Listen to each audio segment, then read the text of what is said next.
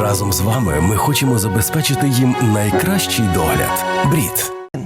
Диво нейромереж і німецької хірургії, але радше диво у захмарному рівні недолугості російських фейків. Чільник ГУР Кирило Буданов очікувано воскрес.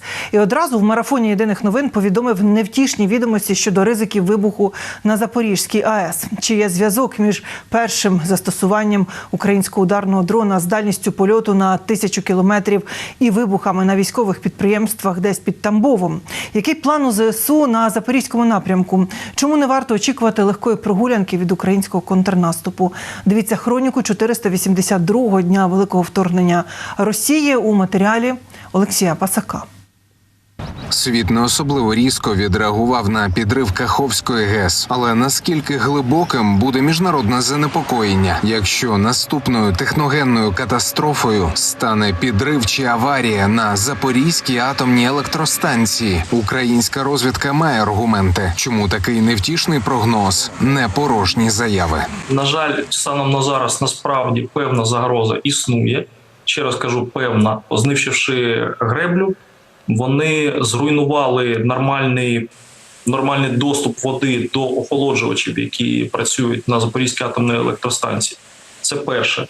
Але друге, найстрашніше, це те, що за цей час Запорізька атомна електростанція була додатково замінована. І що найстрашніше, замінований саме охолоджувач. Якщо вони виведуть його з ладу шляхом підриву, будуть... Давайте так, велика вірогідність того, що будуть значні проблеми. І ця гучна заява Буданова стала однією з перших публічних заяв після хвилі недолугих російських фейків. Від травня кремлівські посіпаки в соцмережах спочатку колективно ховали головнокомандувача Залужного, а згодом вирішили перейти до чільника ГУР. Буцімто його смертельно поранили під час ракетного обстрілу Києва. Сам Буданов до російської ПСО поставився іронічно. Каже, ворог був свідомий того, що згодом його брехню викриють, а всі, хто долучився до поширення, публічно пошиють у дурні. Але вони спіймали на цей гачок таких всесвітньо відомих, в лапках, як то кажуть, експертів на кшталт Ківелі там і так далі, які прямо з піною рота розповідав, що я вже там спочатку загинув, потім воскрес, потім в кому якусь впав.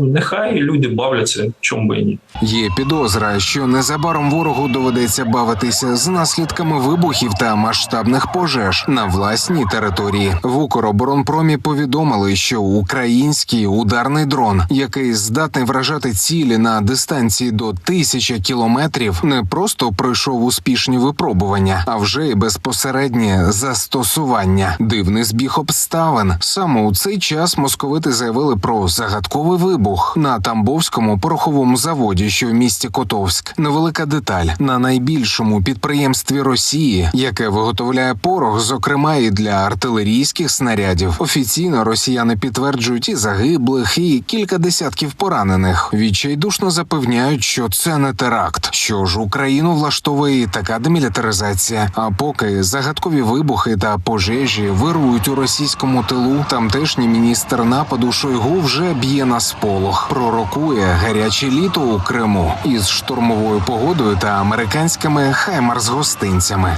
Руководство Вооруженных сил Украины планирует нанести удары по территории Российской Федерации, включая Крым, ракетами «Хаймарс» и «Сторм Шедоу».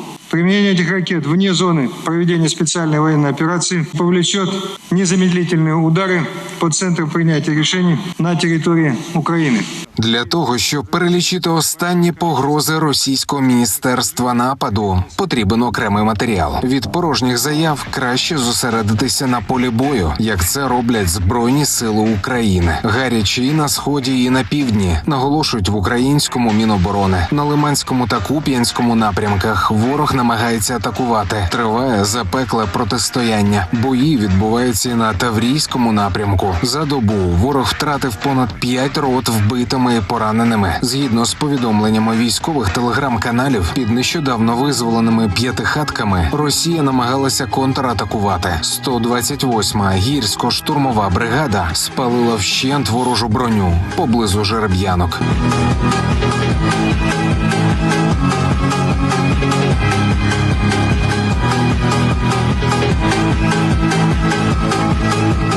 Результат роботи ЗСУ на нинішньому етапі не варто вимірювати квадратними кілометрами чи кількістю визволених населених пунктів. Робота триває згідно з планом вищого військового командування, зауважили в Міноборони. Операція, яка триває, має декілька завдань. І військові ці завдання виконують. І, власне, вони рухаються так, як вони повинні були рухатися. І, власне, найбільші результати ще попереду. Якщо ми говоримо про південь, то наші збройні сили там стикаються з суцільним замінуванням, з тим, що ворог використовує, скажімо, дрони камікадзе або птури, і ще птури. І потрібно розуміти, що ворог не буде здавати позиції легко. І ми повинні налаштуватися на те, що це буде дуже жорсткий двобій. Але протитанкові ракетні комплекси є не лише у росіян. Українські бійці не менш ефективно, ніж під час нічних стрільб з озброєння американських Бредлі палять росіян із українських стугон. Догонка! Давай! Давай! Есть! Есть, блядь! А для тих, хто має поради для ЗСУ, завжди є перевірена відповідь. Хочете робити добре? Так зробіть це власноруч. Лави війська відкриті для всіх.